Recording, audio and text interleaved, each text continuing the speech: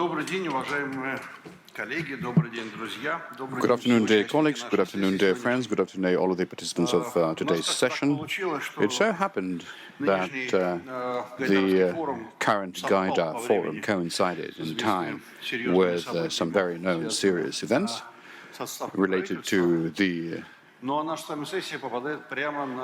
dismissal of the cabinet, and our session coincides with the Russian Parliament's session, which started 3 minutes ago, which is about to decide on the new candidate to head the Russian cabinet. And so in this sense, I'm even a little bit surprised, and I'm very grateful to all those who have come, which means that no matter how turbulent are the political changes, the topic of the technology policy is interesting. It is of interest to the specialists, to the public, and the fact of the government resignation doesn't diminish this interest. So once again, thank you very much for joining us. We will do our best and use the time allotted to us as efficiently as possible. If there's any time left towards the end for the questions and answers, we will definitely try and do that, because principally we can do it. Do we have microphones in this room? Yes. All right, we do. Excellent. So without any lengthy introductions, let me introduce the panelists. Oleg Belozorov, the General Director of the Joint Stock Company Russian Railroad. Mikhail Krisalov, General Director, Sibur Company, which, like the Russian railroads, hardly requires being introduced. Vasily Esmakov, Deputy Minister for Trade and Industry, and Andrei Travnikov, the Governor of the Novosibirsk region. I thought to myself that somehow we ought to try and make good use of the government resignation when all of the ministers are acting ministers, and choose the most vulnerable and helpless figure that can be blamed for everything, particularly since Vasily Sergeyevich, you're not the acting minister, you're just deputy minister, right? So you see, we should definitely take this good opportunity to let him be responsible for the whole of the Minister of Industry, and for the minister, there's no way out of it for him. So what I would like to pose as the first question, a ghastly question. Many of those present here are familiar with a kind of a document which is titled The Strategy of Innovative Development of Russia. It was endorsed, I think, in 2009, if I'm not mistaken, for 10 years, from 2010 to 2020. The document, in my mind, from the point of view of the office culture, was done in a very serious, very definitive way. It was not just a empty conversation about some bright future, but it contained very specific figures and indicators that the country was supposed to achieve year on year. And the colleagues from the government, very honestly, for public perception, were posting the data about the actual performance of these objectives, which have not been performed. I mean, it's 2019, it was last year, it's 2020 just about started, so you may continue to speculate, but regrettably, as far as the majority of indicators are concerned, they're not going to be achieved, there's not going to be any growth, even within 2020, and many of the indicators, instead of climbing, started declining. So the question is simple: why? Anatoly Borisovich, thank you very much for this question. So yes, you're most welcome. And for the victimization that you offer to me, so every time, whenever the discussion comes up about the strategy of innovative development, I would like to remember how difficult it was to really clear it through the government agency. It was a really interesting bureaucratic debate with the Minister of Economy, because the document was adopted, it had to be acted upon, and so why the problems ensued with the ability to achieve these indicators and generally with the performance of this document. So I would distinguish it in between three parts, starting purely with the specifics of the document and all the way to certain substantive things. First of all, I believe that the strategy for development ended up without having the owner, because from the management viewpoint, it was hung up in limbo somewhere in the governance system. There was no ministry which could have both the budget and the necessary administrative resource in order to execute the strategy. So innovative development, from roughly speaking the industrial security and law enforcement, all the way to investments, certain R&D development institutions, a very broad field. And in my mind, regrettably, that strategy ended up being in limbo, because we, as the ministry, we are a sectoral ministry, right? And so when we are talking about sectoral strategies, we very much understand how within one particular point we can both control, manage, and monitor in terms of the performance, and the strategy unfortunately remained in the limbo state. Then, some of the indicators, to be perfectly honest, analytically, they were being inserted into documents from some sort of expert analytical considerations, and they were not the subject of statistical monitoring, and that was a serious problem of the document as a whole. Next point, I mean, these are all administrative, official glitches, but the substantive problems were there as well, because the innovative policy is a derivative of the general economic policy. It cannot exist simply by itself. And as far as this particular aspect is concerned, in my mind, the following problems were not resolved. The first was that we, unfortunately, never created the institutional environment for the business which could fully incentivize investments into innovations, into R&D, and so on and so forth. We, unfortunately, still have a very short planning time frame, because innovation is a long-term endeavor. And the third point, in my mind, during this period of time, the tolerance or the appetite towards investment risks has gone down. And whatever the President was mentioning in his address, that the startups and innovators should face fewer problems of a bureaucratic nature, that is extremely important caveat. And being the individual who is signing a lot of diverse documents, I can tell you that the appetite towards risk is extremely low. And the innovation is always wherever there is risk. So all this being put together, I suppose, has brought us into having problems with being able to achieve these indicators.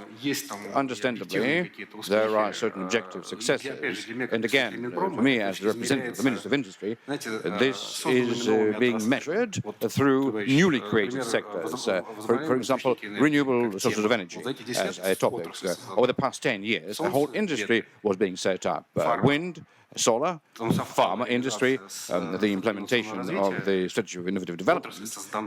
Basically, there's a whole industry that was established. We didn't have it. So after the 2000s, there was a figure from the Russian statistical industry, 75–80% of the capacity in the processing industry was established after 2000. So we had established a new economy, a new sector. And for me, as the sectoral deputy minister, these are the kind of sectoral successes that are measurable and countable.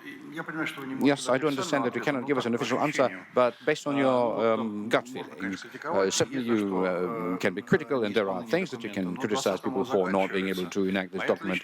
But by 2020, it comes to the finish. And my personal attitude, this kind of a class of a strategic document, the strategy of innovative development of Russia, this is a serious piece of a document. And in my understanding, this is something that we would still need. I mean, it's a different matter that whether it worked out and did not work out. But for the period after 2020, is there any wind blowing towards that particular concept in the government? Again, considering the specificity of the current day and given the current hour, it is very difficult for me to comment on it. But based on my expert opinion, let me just voice my opinion as an expert. Yes, we definitely need this thing, but the linkage to the national technology initiatives and national projects next, and so on and so forth, because there used to be quite a few of innovative government, public governance mechanisms available. So this kind of strategy we do need yet. And one of the problems with the strategy for innovative development was that it didn't take into itself a certain NPV indicator. So just to reset, to recreate it again is quite possible, and that would really make sense, because in my mind, the government should very precisely fix its offer to the business, to the public, and be very precise in saying what will happen and when. Thank you. On behalf of all of the panelists, I believe that we could join in and would ask you to adhere and uphold this position that we do need new serious documents about, learning lessons from the past, but to make this additional glance and cast it over the next decade. But I wouldn't say that that was a fair try, offensive against the Minister of Industry, but generally speaking, it would be very correct to recall, in my mind, the most important document in the area of the technology policy, which emerged throughout this period of time, titled The Law on Industrial Policy. And I'm sorry, quite often speaking about myself, I am the subject of accusation because sometime in 1995 I said that we're not so wealthy so as to have an industrial policy. And this is the kind of a statement that, like the voucher capital, people still remind me of it. But the second half of such a rationale was that back in 2000, we were given the resources in order to pursue the industrial policy. And in no way should we consider it as an opponent, because I remember the way the Minister of Industry was really fighting for it. It really was a very heated fight, but you did it, and this industrial policy document came out to be 5 years ago. So let's take a look over the past 5 years. What did they produce? What did this document produce? What are the results? Are we lacking something? Because this is a very important piece of things.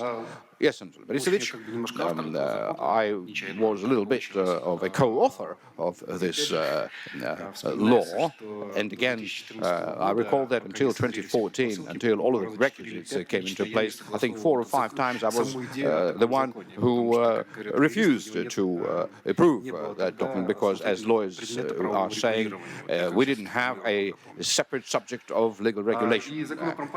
And so the industrial policy law, in the form and shape that it came out to be, was rather a vocabulary for industrial policy, but on the other hand, that was a certain agglomeration of the industrial policy support institutions, like the Fund for the Industrial Development, then a portfolio of 100 billion rubles worth of different projects, and the niche kind of financing for the medium-sized industrial projects was a very effective one. So altogether 100 billion rubles, 160 for the regional funds. So that was a bit of a network of offering cheap debt financing, special investment contracts. Recently, amendments were passed because the first generation of SPICs, trillions of investments, 95 contracts have been signed. The second generation will be targeting technology transfer, and again, the renewables I was recalling, and setting up of the whole new pharma industry. The wind power industry was created in Russia based on the special investment contracts as an incentivizing mechanisms. Then catalyst manufacturing is being developed on the basis of the special investment contract. And the third very important piece is the information system, industrial information system. Again, I will try to sound voguish and trendish, but as of the next year, we are planning to offer all of the government support. I mean, this year, as of the next year, that would be, I'm speaking in the categories of 2019, to be fully digital, because we effectively created an ecosystem of interacting together with the business.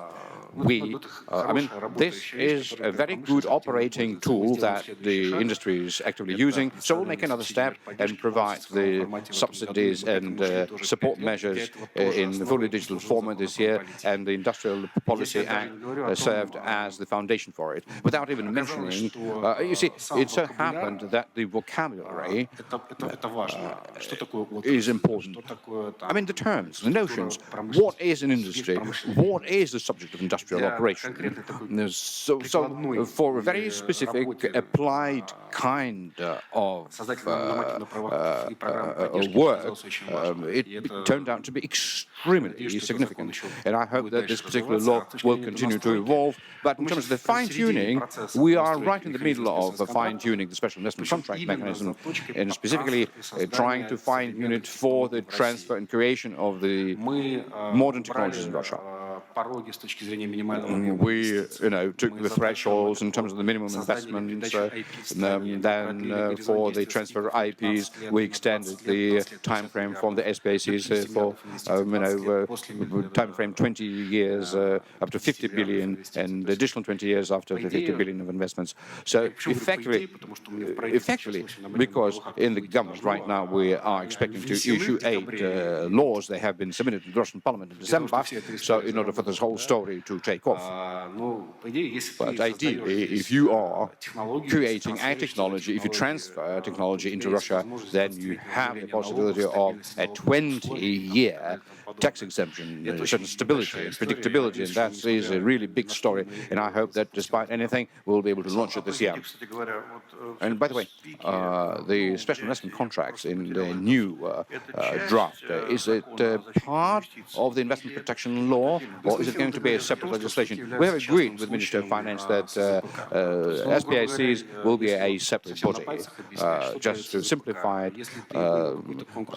if you win, for example, 7/8 subsidy tender, then despite the budgetary cycle, you will be able to be entitled to such a subsidy for 8 years. If you get support as part of the special investment contracts like zero taxation, with the help of the industrial policy, you will be able to register a guarantee of unchangeability of business conditions. So SPAC applies to a multitude of tools, which basically is part of the umbrella coverage. And that is something that we've been able to agree upon with the Ministry of Finance. Thank you very much. This is very important because through our own example, I can say, Vasily Sergeyevich mentioned the renewables, which is indeed a very powerful industry which emerged from nothing. 3 years ago, we didn't have it in this country. Today, we have the energy, we have power, we have education, we have science. So a considerable part of that industry emerged because of the special investment contracts, because we did it in terms of the blades, in terms of the towers. So, and that was a very big part of the localization, a very much a genuine story. We are, a bit of concern we're having what will happen, because there's a well-known quote by Warren Buffett who said that the most terrible thing that may happen in the businessman's life is somebody comes to him and says, "Hello, I'm from the government, I came to help you." So that is why I'm asking about the special investment contracts, just to make sure that in the process of improvement, it wouldn't be undermined. The first generation of SPAC specifically is being stated that they will continue as they had, so don't worry about it. Well, all right. Yes, I am quite relaxed now. So now we can go over to Mr. Belozerov. Oleg Vladimirovich, you are running the company now for more than 5 years. Am I correct? 4.5. Yeah, a little bit less than 5. Yes. Even for such a gigantic operator as the Russian Railroad Company, and this is one of the biggest corporates in the country, this is indeed the time frame which enables one to somehow be able to assess the result and maybe go through inevitable failures, I'm sure. And I actually know that the International Energy Agency described Russian Railroad as the most energy-efficient railroad system in the world, and this is a very positive thing. But I would like to ask you in a broader sense, could you describe something what you yourself, technologically, in terms of technological policy, would identify as the most important successes and where you failed? Thank you very much First of all, dear Anatoly Borisovich, I believe that right here and now, this session is one of the most interesting ones it should be. And I am talking about my personal vision of all of our complex railroad technology processes. And I wanted to thank the organizers that this is exactly the kind of form that this session is taking place in. Why am I saying this? And you joked saying that, let's pray that nobody comes from the outside and tells us that they have come to help us. Let's help our own selves, because innovation is the self-development or getting united, uniting such a help at a slightly different level. And I believe that innovation, I can see it, that innovation is something that the most creative, most active, and the most advanced number of people are involved in, because they're always keen on doing something different. And in my work, specifically in the railroad industry as part of the authority that I have, I tried to create the kind of conditions so that all those willing could get an opportunity to end in the assessment system by the Russian railroad. If somebody does something so that could get an opportunity, come and say, do you think the Russian railroad may need this? Or I think that the Russian railroad may be better off with this solution. So we created this whole line of interoperability, beginning from the startup companies and working together with all of the development institutions. And here I would like to separately offer my thanks to you personally and to Rosneft company. And here I would say a few words about the power industry, because we have very good joint achievements. Here is the line on the slide which contains all of the components, all of the pieces and parts where we believe our participation is significant. And it is very pragmatic with that. We want to be more effective, to be able to earn more money, to reduce our costs, and respectively, practically at every step of the way. We see here a lot of participants. We cooperate already and we demonstrate results. Now, in terms of the basic technology achievements that, like off the cuff, Moscow Railroad Circle, what is so unique about it? First of all, this is a special rolling stock, very energy efficient, and it is called the Sparrow. The Sparrow is a recuperation technology train, which in 40% of, because we have acceleration, we have deceleration. When we accelerate, we consume power. When we decelerate, the power is being produced back. So 40-some% goes back into the grid.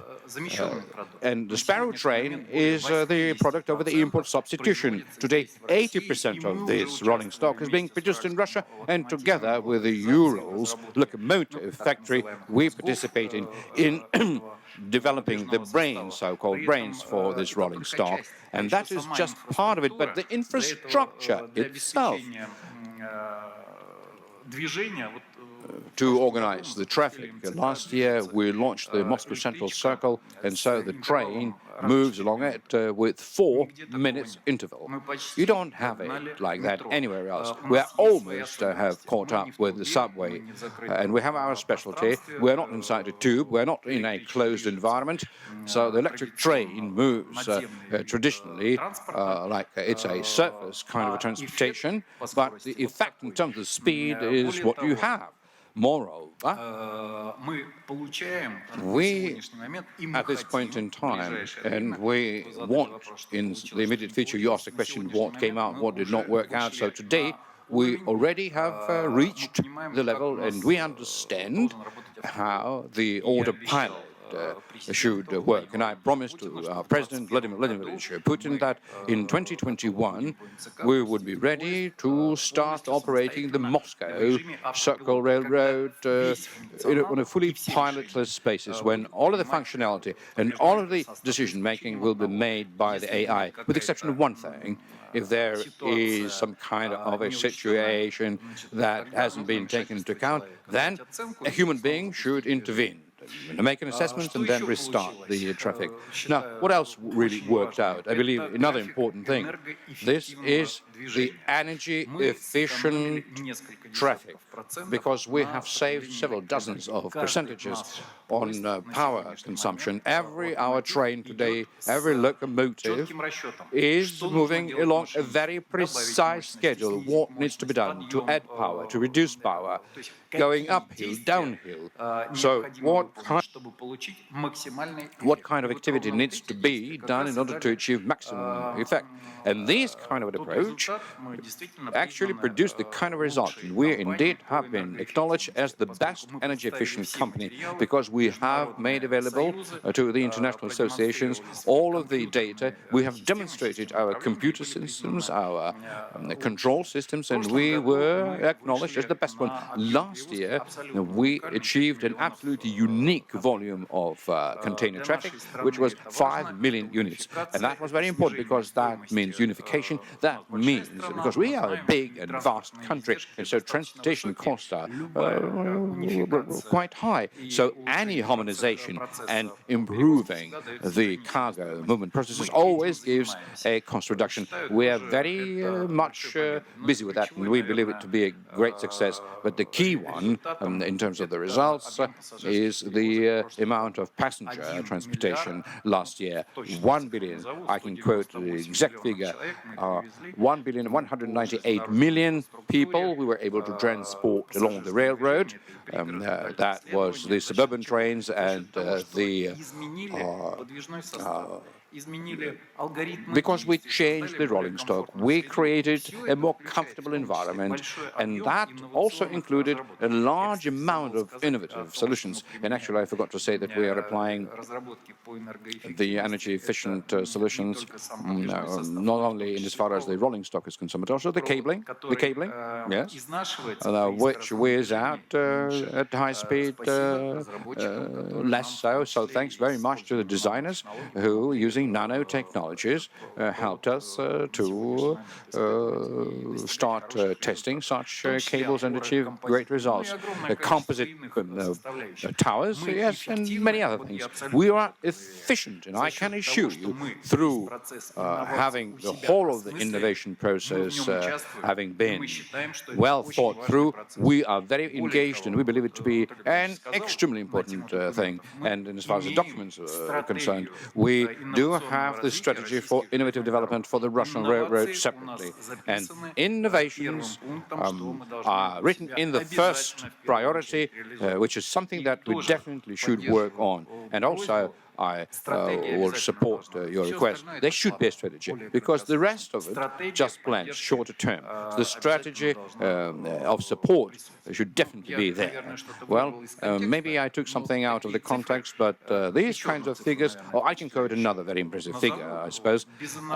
Without innovations, 27% during the past 4 years of improving productivity of labor on the Russian railroad, which has been achieved, it wouldn't have been possible.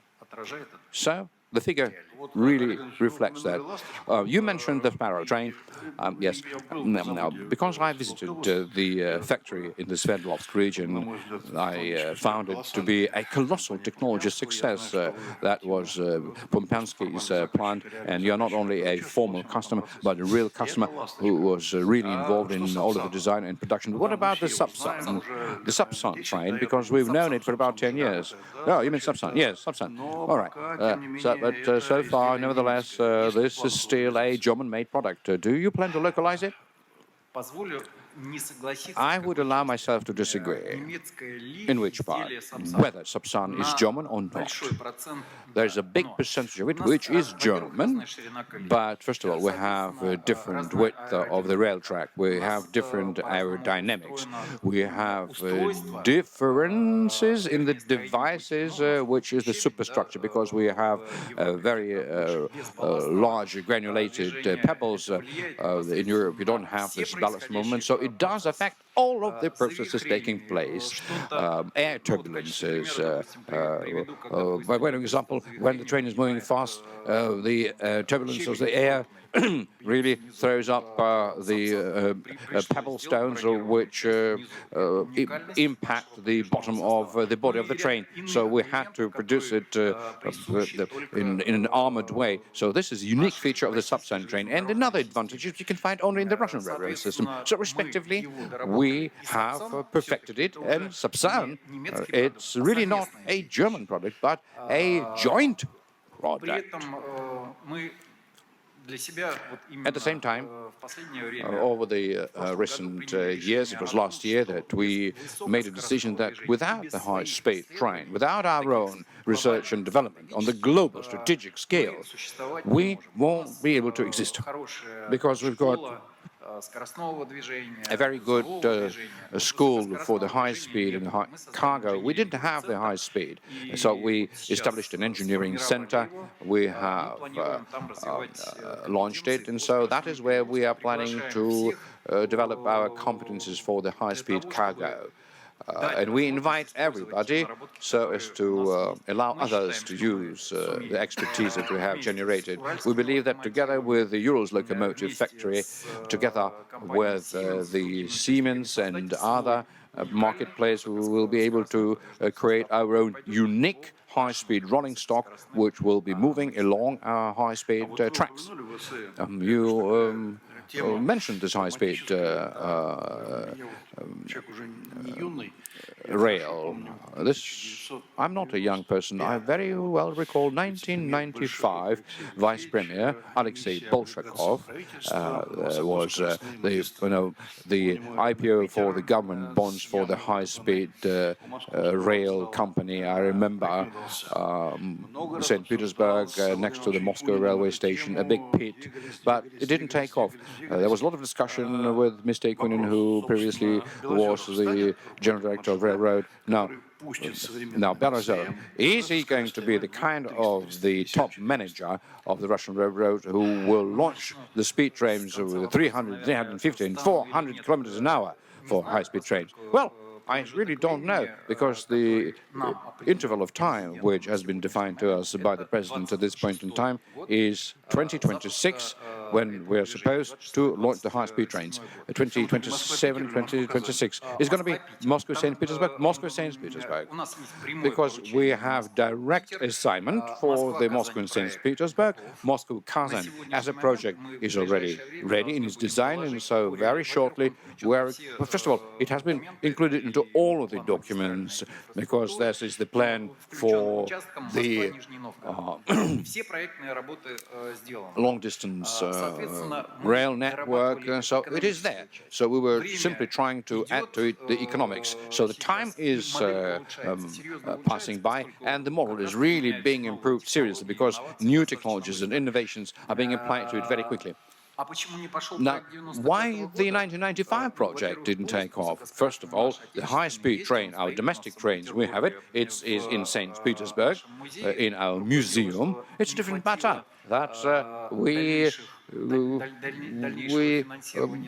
didn't have enough of additional funding for the development of it, but we had assembled such a train. We needed to further improve it, but the paradigm changed, new technologies emerged. So today, we, along with the rest of the world, are using the best technologies. We already put it into design. Now the question is how it's going to be executed. So by 2026, I believe that we'll be able to travel with our high-speed train along the St.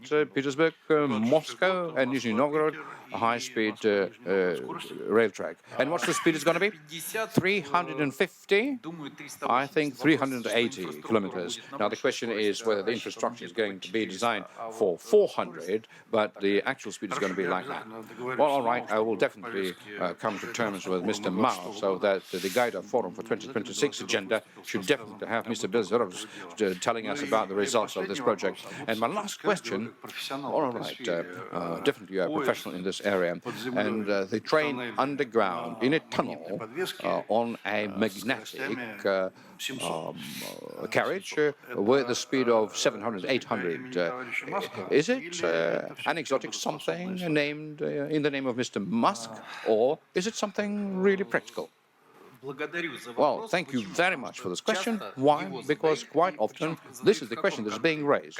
And in the following context, why don't we do this? Because again, we do this high-speed project in a conventional way. Today, I would say this is more of a research project. We are the company which applies proven, tested technologies which can work in the course of 5-10 years. So we believe, and our engineers, moreover, our R&D Institute has proved that the technologies that are currently being offered, they're still very fragmented, they're not ideal, there is no safety technology for the passenger transportation. I will give you a little example from the tube. Can you move it that way? Yes, you can. Back in 1960, remember the vacuum pneumatic delivery through the pipes. What is important for the train? To get rid of the air resistance. The tube gives you that solution, but once the train arrives, no matter what kind of a point within a tube it stops, this may happen, you must find a way to pump out the space inside so that the doors could open on the train, so that the people can disembark and then pump it back again to close it. And effectively, we have our domestic magnetic train, which stands out there as a specimen, as an exhibit, but it is not moving. I mean, the way magnet works, I think we all remember from our early school days. Two poles, plus and minus, if you position them correctly, but it must be moving in a very safe way. There is a great number of other elements which yet haven't been resolved. In the future, quite possibly such a technology may come, but the fact that we are moving along with the best effective technology, we have such development, we do have engineering potential. This is 100% guaranteed. Thank you. Thank you very much. Now, my question is to Mikhail Krysal. Sibur, in my mind, definitely is one of the most advanced high-tech companies. I visited you many times, I saw a lot, and I really do have a great respect towards what you realistically have done so far. But could you draw us a picture? The past 5 years, the biggest product or technology results, but not of the Russian, but of the global level. Good afternoon.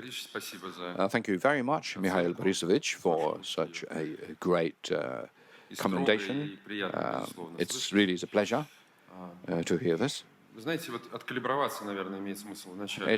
really would make sense to try and calibrate what do we understand as a project outcome, like you described at the global project level. To us, this is certainly the project which would change situation in the industry, because positioning an industry in the national economics in the big export market, a certain export improvement, or the other way around, our presence in the domestic market, localization, utilization, and being able to apply the kind of technologies which are susceptible to very precise calculation and based on the energy or the chemical or technological properties like automation or digitalization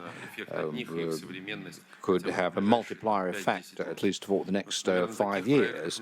So I would say that we've got several projects like that. But again, in terms of an attention towards the economic viability, environmental impact, and the competitiveness in terms of where we are along the curve cost, we have been really following these principles not only during the past 5 years, but since long ago, whether it's the resource development projects or the long-playing initiative to try and resolve the flaring of the associated petroleum gas, where we participated extremely actively. Now, did it affect the global balance? I believe that as a result that the petroleum-associated gas stopped being flared, and our company processed 26 billion, having come up with the 6 million of petrochemical inputs. Some of it recently was being exported. You mean 23 billion? Yes, 23 billion, 80 million that we processed. That is a very serious figure indeed.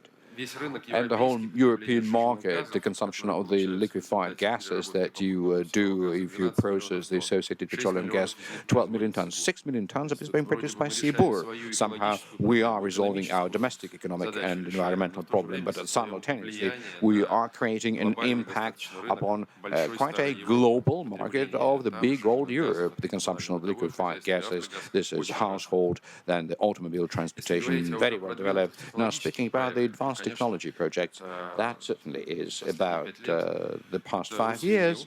This Rus Vinyl, together with a Belgian company Solvay in the Nizhny Novgorod, the construction of a factory to produce PVH materials. So altogether, 330,000 tons of PVH have changed the balance of manufacturing in this country from being 100% importers, we're now exporting. So PVH is something that we do encounter, the so-called plastic windows. So PVH windows and any other similar household construction. Currently, Russia exports these products without importing practically anything. So we manufacture a whole line of such array. Of course, the manufacturing in Renewables, polypropylene, 500,000 tons, and the construction of West chemical factory last year, which was completed, 2 million tons, out of which new polymers, polyethylene, 1/3 of them is pure import substitution, something that never before, neither in the Soviet times nor in the modern Russia, ever have been produced. And for some further in-depth processing, the inputs were being brought from abroad. So to approximate figures, Russia, before Subsibneftekhim was launched, had a 12th position in the production of polyethylene. Now it has the 8th place, so moving from the second 10, not to the first position, but into the first top 10 is an important achievement. Another important thing, without hiding, that we learned from the West, not to produce tonnages, but to produce solutions for our customers. So this whole investment program is based upon the needs of the markets, and in the first place, the Russian growing market. And so such a collaboration with a customer, working together with their R&D centers, with their laboratories in Skolkovo, I believe this is a breakthrough. We launched a Polylab Global Center where we're able to find solutions for new polymers for any customer in terms of viscosity, in terms of impact resistance, in terms of color, weight. Any group of polyethylene and polypropylene were able to do such a thing. Another something that changed the face of the Russian industry, so to say, when working on these projects. And of course, the global story of the budgets. You are familiar with our projects. On many occasions, we reported to you over the past 7 or 8 years about what we do. The project with the budget of 600 average, 100 billion, 600. The biggest project we have, 600 billion rubles already performed. We had several of them in the past few years.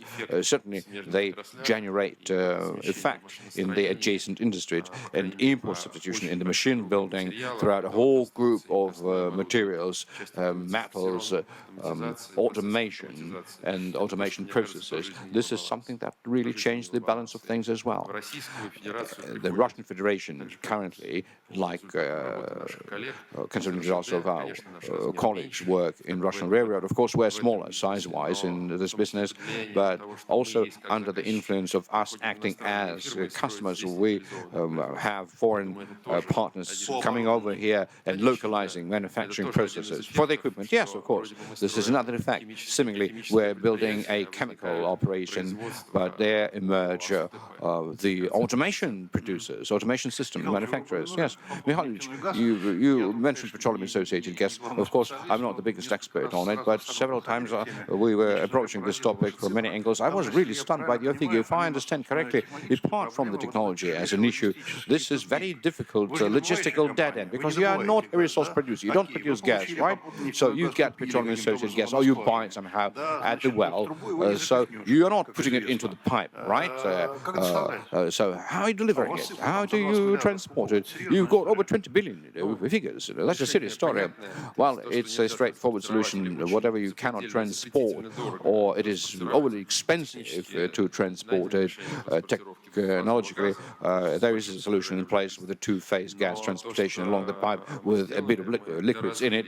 But we were able to additionally develop the network, which was first being built in the Soviet Union for gas processing. Sibur has 8 gas processing plants in Khanty-Mansiysk and Yamalo-Nenetsk district, which are connected with a unique system of refined product pipelines.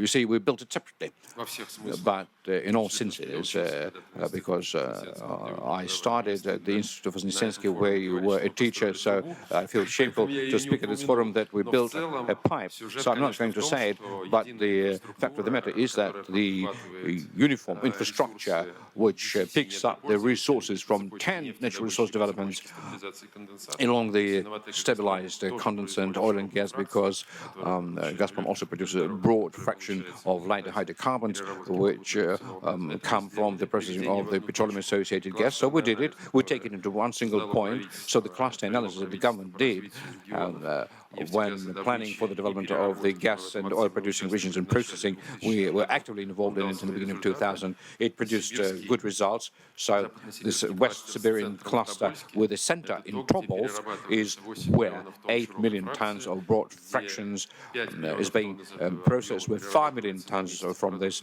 is being processed into the higher value-added products. And petrochemical plants really changed this for the good.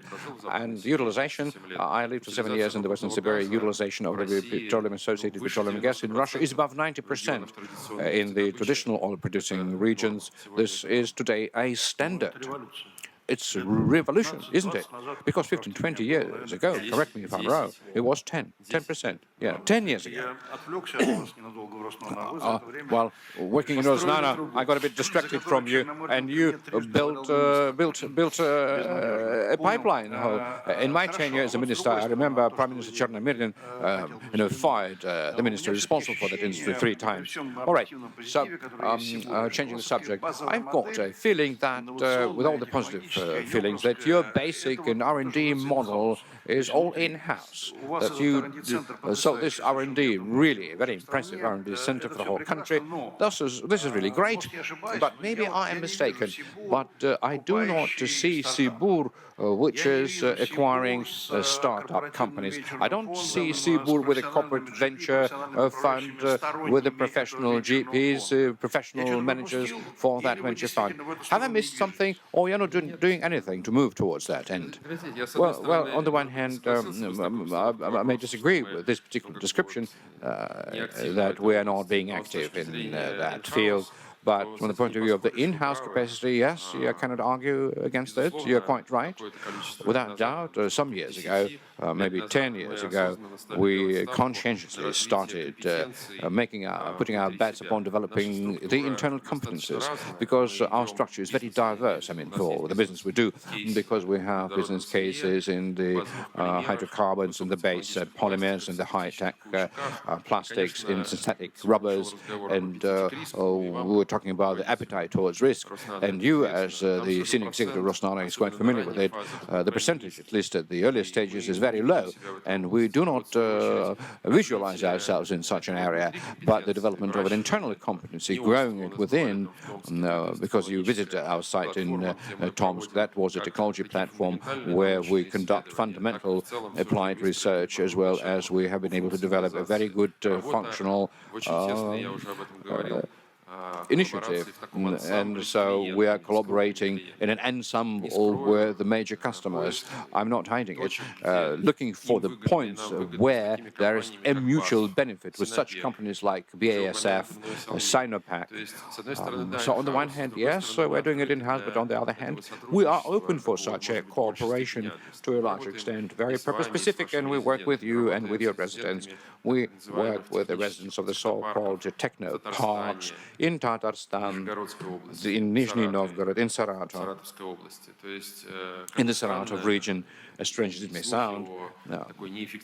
The rumors about inefficiency or about very difficult state of our fundamental science, and as far as the chemical science is concerned, is exaggerated. Catalysis in the Siberian department of the Academy of Sciences, the Parmon has the institution of catalysis.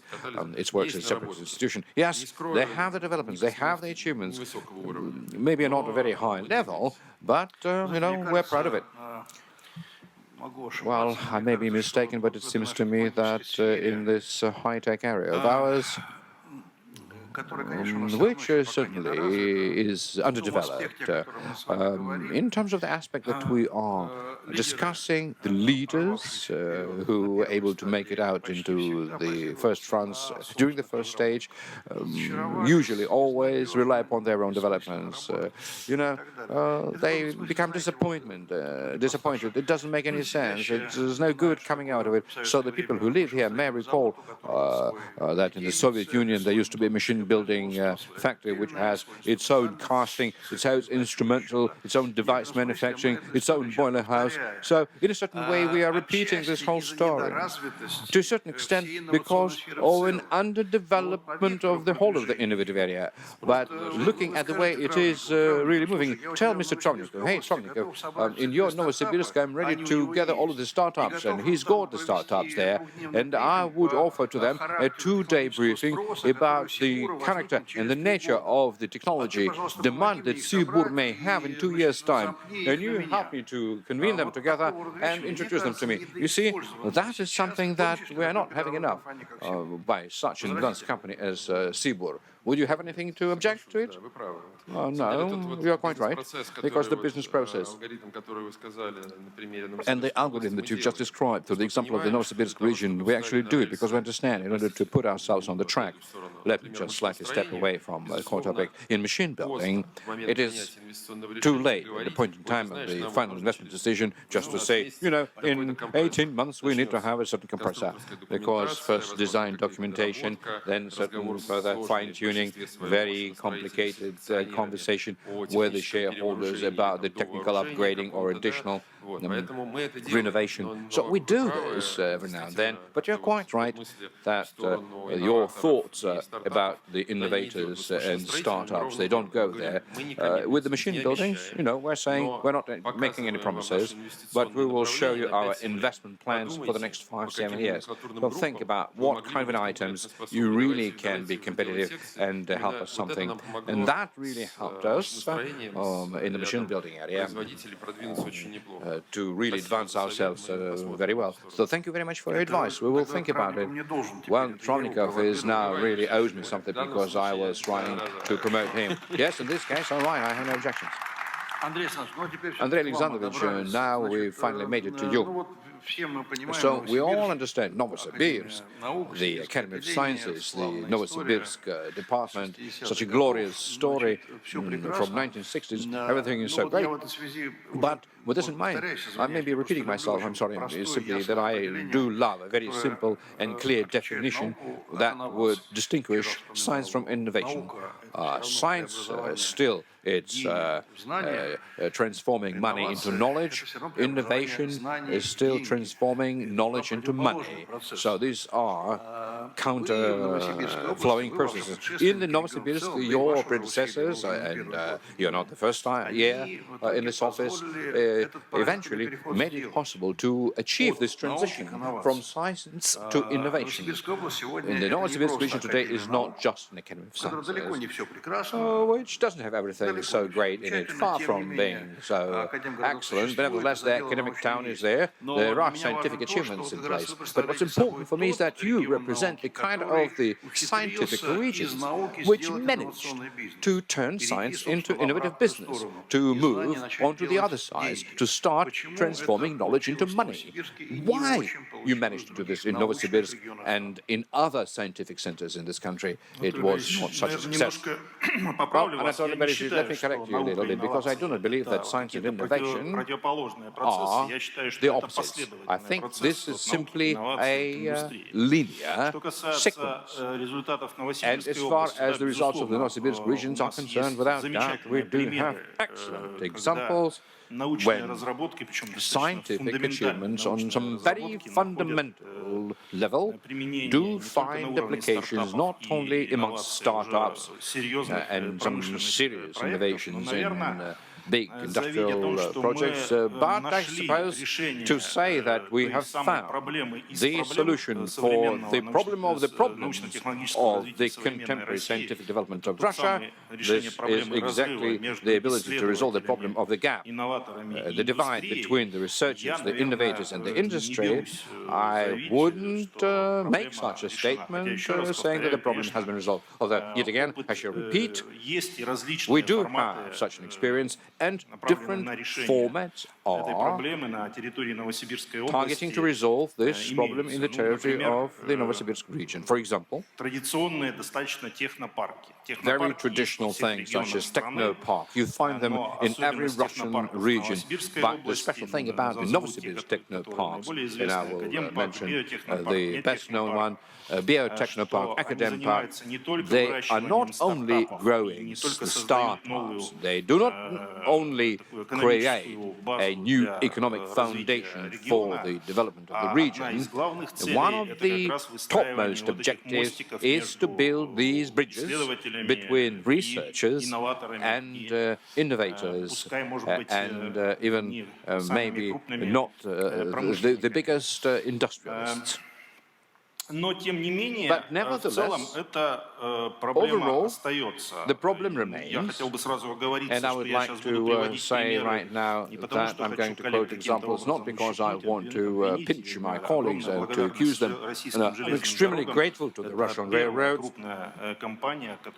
This is the first big company which in our academic city opened its R&D office.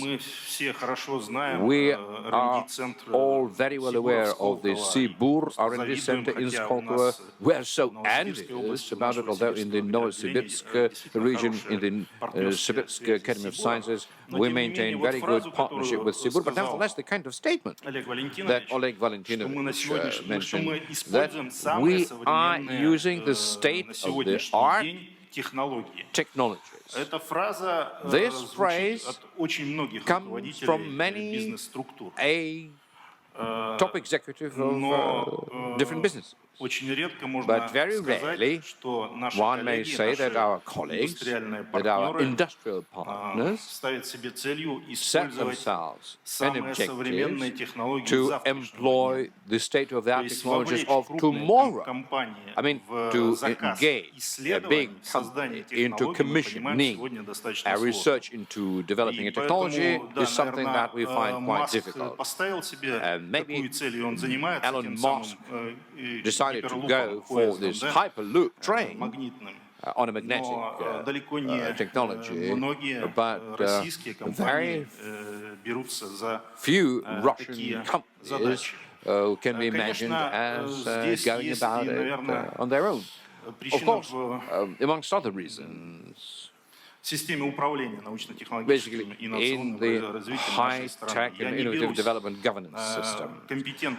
I am not the person to competently comment on what is lacking, where is the problem, but I will rather go down to the regional level and will share with you certain observations that I was able to conclude from a side through very specific cases. I'm not going to give the names of a government agency or any names, but when the deputy of the federal ministry, who is in charge of cooperation with the scientific organizations in our academic city, when speaking to our esteemed scientists, was speaking with excitement.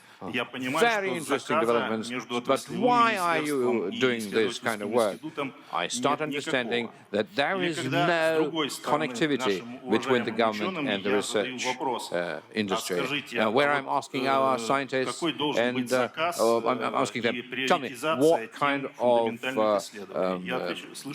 prioritization in the fundamental research you should do and what kind of industry custom you can do. And they're telling me fundamental research can only be done by the true scientists, and the utility of it can be defined only if deemed so by the scientific community. So they're telling you just to get out.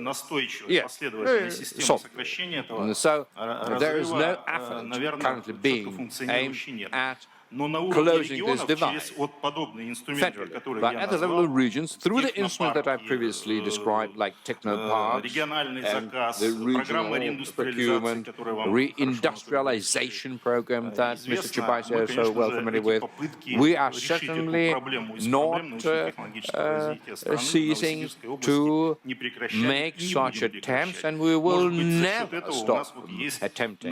And maybe because of that, we'll have a good set of successful cases. All right, so you're having successful cases indeed, because we do see the examples of how from very good science there grows a good business out of it. We are all familiar with the Catalyst Institute that you previously we heard mentioned. We know the Butker Institute, one of the most breakthrough, innovative academic institutions. We know that in your region you have had the first Russian unicorn was born, Axial company. So these are all the positive successes. But the Siberian Department of Novosibirsk Academy of Sciences has many other institutions, but not everybody is able to make it. Let's talk about those who are not able to make it. And I'm naturally not talking about the public science, I'm talking about the technical area. Why? Why? Not enough scientific effort, low level of quality. There would be several reasons, I suppose, and I would identify just one that you mentioned in your wording, that science is the process of transforming money into knowledge. So quite often our researchers and academics have money in the first place. That's priority for them. Give us money and then you will have knowledge, rather than what kind of knowledge we need, what kind of resources to have it, we are in a position to receive. So I suppose this is not only the problem of scientific community, this is simply the problem that we don't have a system of prioritizing. Back in the days of the Soviet Union, we knew how successful super problems were being resolved, such as the space, such as the nuclear project.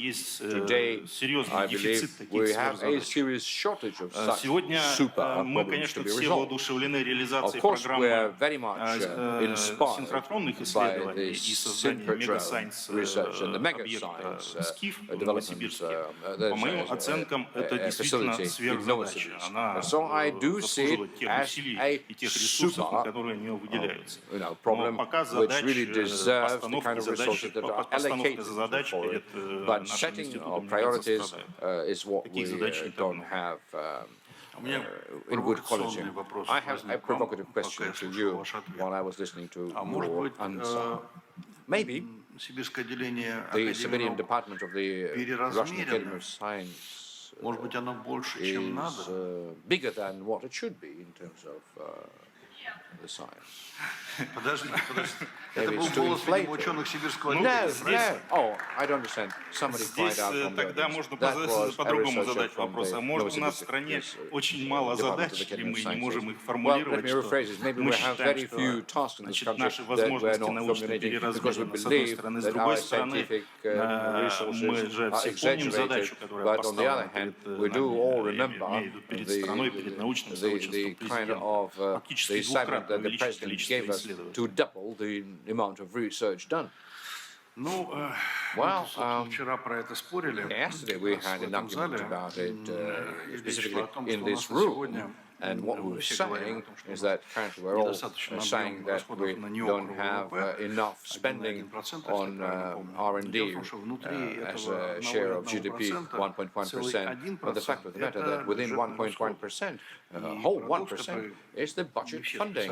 And not all of the experts know it, that in terms of the level of the government spending on science, Russia is one of the leaders in the world. Бюджетных расходов. The government spending, yes, the government spending. А что не хватает? Да So не этого не what is хватает. lacking? Не хватает бизнес-заказа.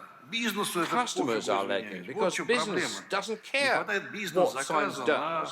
на финансирование НИОКРа. Вот это You вот see, да. Это business действительно is not крупная проблема. funding R&D, and that is a big Думаю, что как problem. раз в Новосибирской And I области с ней do получше, believe но в that принципе in проблема the вот здесь с Novosibirsk этой стороны. region А it's наращивать, slightly как better всегда, off, вот здесь but the problems присутствуют ученые сибирского is what I отделения. exactly Вам just нужно described. увеличить Do you финансирование? need to have your funding increased? Let's hear what the Нет. scientists from the Провокационный Novosibirsk голос. Не Department сомневаюсь, что of все Academy скажут, конечно say. же, да, кто бы Oh, yes, сомневался of об этом. course. Но далеко не всегда Not это решение является everybody абсолютным. Здесь картинка does более see it as an сложная, на мой absolute взгляд. resolution.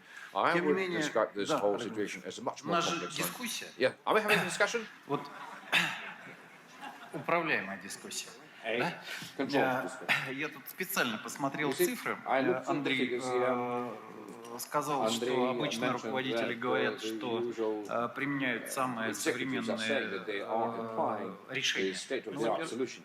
Ну, во-первых, руководитель first of all, по-другому говорить не может, да, иначе An он executive будет cannot руководить speak any чем-то. other language, Вот. otherwise he wouldn't be an executive. Я имел в виду все I meant to say решения, that all в том the числе solutions, завтрашнего, including, послезавтра и the ones that are going to послезавтрашнего. be issued Вот. tomorrow and the day А after вот в tomorrow and качестве the day примера, after. и здесь So by way of an поддержу example, and here I shall support Andrei. я вот скажу, что Really, I мои, would say that наши my российские Russian инженеры engineers российских from the железных Russian дорог были railroad сильно company удивлены, когда мы were поехали extremely по регионам, surprised в том числе и when в we started Новосибирск. traveling through the И regions, просто including Novosibirsk, пригласили and we коллег simply разработчиков, invited сказать, вот, the а что у designers вас and есть вот developers такого, and asked them, чего мы is не there знаем? something После that того, you как have нам that we рассказали don't того, know чего of? мы не And знаем, after we were told the мы things that we уехали, never knew это было about, несколько лет we назад, went и back приняли решение several о years ago, региональных and we площадках. decided Я благодарен to establish Андрею. У regional нас platforms. So I'm в extremely grateful Новосибирске to работает Andrei одна because из in 5 Novosibirsk we площадок. have one of Я the здесь 5 точные sites, цифры могу and I привести. can Было quote exact figures. We used to have посетителя, но самое 742 главное, visitors, but most рассмотрение importantly, 246 проектов мы 246 совместно projects рассмотрели, we were 6 сейчас able находятся to assess в together. активной 6 стадии of these реализации. projects are being И это actively только это самое worked начало. on, and this is Вот мы just the пошли beginning. сейчас So собирать we went out, reached информацию, out ту, to которая gather есть. Анатолий information Борисович that one абсолютно can прав. found, and Mr. Chubais is Еще absolutely расскажу correct. такую Once again, историю, I которая у меня can tell была you the kind при of story защите бюджета внутри when российских defending the железных дорог budget несколько within лет the Russian назад, railroad. We had когда this case several years коллеги, ago формируя план when НИОКРа, our пришли и internal сказали, colleagues putting together the budget for the R&D, because it's traditional approach to the budget, came to ask, how much money do you need? Right? And they asked, how much money can you give us? And I said, sorry, this is not the kind of approach that we should follow. We've got to have the result. We need to achieve it. And let's translate this into research and development. No, they said, how much money are you going to give us? And I said, how much money you need exactly, that is the amount of money that we will need to find within. So just by order, let's say 800 million. And I said, why not 5 billion? Because the country is expecting from you a breakthrough. So they thought to themselves, no, 5 billion, no, we don't need it. And I said, wait a minute, I don't know how much you need, but the country needs to move forward. And after that, we reorganized our model. Now it is us who come to them and say, hey, colleagues, give us what we need. And I agree with Andrei with what he said. It's not that we don't have enough developers and designers. We simply need to change the mindset for the innovative development.